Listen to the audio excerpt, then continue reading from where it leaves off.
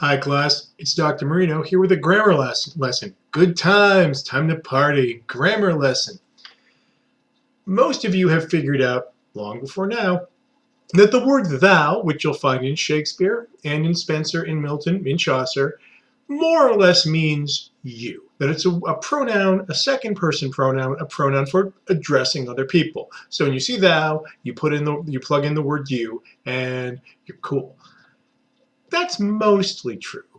But they're not quite the same word. You and thou are two different pronouns that do different things, and sometimes the decision to use you or thou at a specific moment tells us something that we in the 21st century might miss if we don't pay attention.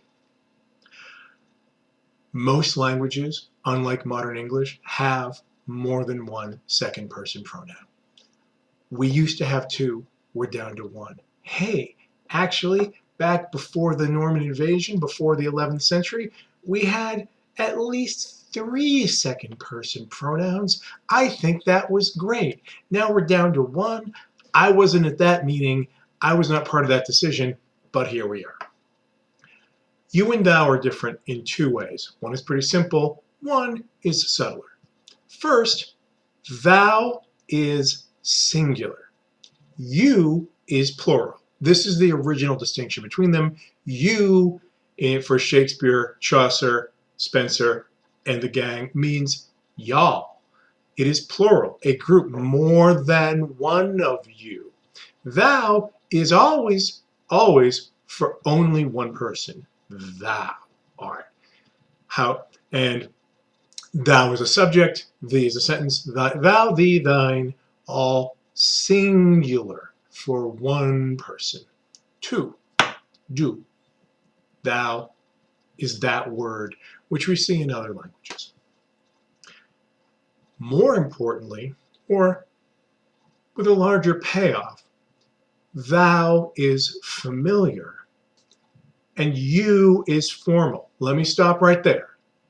Many of us think that thou, because it's ye old timey, is the more formal one because we only encounter it in very old, prestigious, high value texts.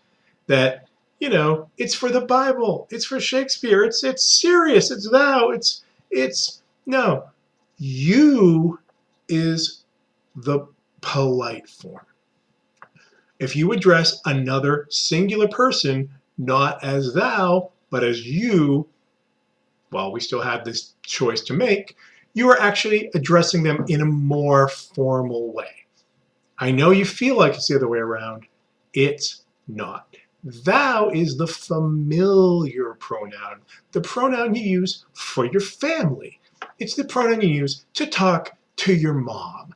It's the pronoun for your friends. It's the pronoun for your lover, singular. It's the pronoun for people you want to insult when you're shouting at them. It's also used to express class distinctions and power differentials.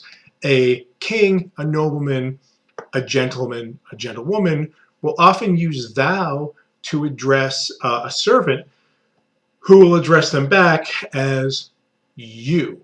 You goes with sir or ma'am, Mr., Mrs., Lord, King, whatever. Thou is like calling somebody by their first name, where you is like calling them Mr., Mrs., Doctor, etc. So if Hamlet says, thou wretched, rash, intruding fool, farewell, he's putting thou in there because when you're calling someone a wretched, rash, intruding fool, there's no point in using the polite pronoun. If you're calling names, let's get down and dirty. Thou is for talking trash in the gutter. In Hamlet's case, to someone who really can't fight back. Thou is what you say to your lover. Shall I compare thee to a summer's day?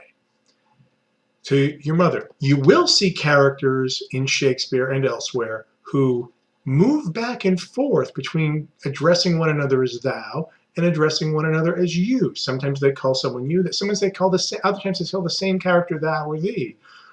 What's happening is some form of social context. We're in a more formal setting, so we're going to use you. No, we're talking in private. It's just us. Let's thou. Let's talk thou. Let's be honest with each other. When Romeo first meets Juliet, he vows her right away. She gives him the you. Slow your roll, Montague. Later, when she's talking she believes herself from her window, and says, "Wherefore art thou Romeo?" It's the thou that does it. The thou means she's thinking of him in an intimate, familiar way. No matter what else he overhears, the fact he overhears the thou tells him he's made some real progress. Romeo, you worked fast. You really made some inroads. So if Shakespeare could hear us talking to our mothers with the you pronoun, we would seem so ridiculously uptight.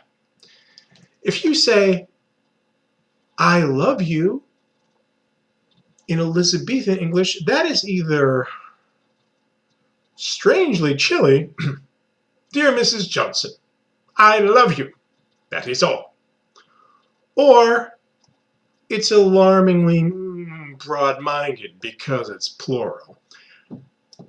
"Attention, women of London, I love you, that is all." In fact, Shakespeare's contemporary, the great love poet John Donne, actually runs with a rhyme. "I can love her, and you, and you. I can love any, so she be not true." Donne there is using both the plural and the formal, the polite. It's more than one lady, and he doesn't really need to know them that well. "I love you" is not the closest, is not what you say, is not the nicest. "I love thee" is the real emotional word.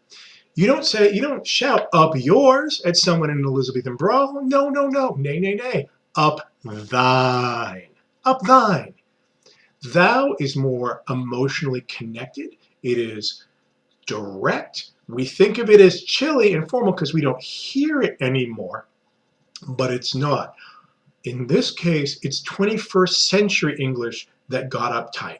Somewhere back there, we got rid of the emotionally direct pronoun and went with the polite engraved invitation pronoun for every possible use. I blame the British. That's probably not fair. I know there's one more example. If you are familiar with English translations of the Christian Bible and the prayer called the Lord's Prayer, "Our Father who art in heaven," you're like, yeah, it's saying you talk to God with a thou, right?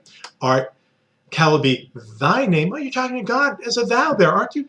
Yes, because of the word Father. If you go through, say, the King James Bible, published around the time Shakespeare was winding down his playwriting career, you will see that God is addressed as thou whenever God is addressed as a father, and addressed as you whenever he is addressed as Lord.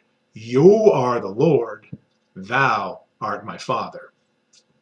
Politics, power, family. That's the difference. Also, you hear the phrase "Your Majesty" a lot, "Your Highness," in talking to monarchs. You've never heard anybody say "Thy Majesty," because "Thy Majesty" and "Thy Highness," those are not phrases. It's not a thing, because you wouldn't use that formal pronoun. You wouldn't use that informal pronoun in that formal address. Come on, you know. If I was going to call Elizabeth II thou, I would also be calling her Lizzie. That's how that works. Now, I know there's one counterexample.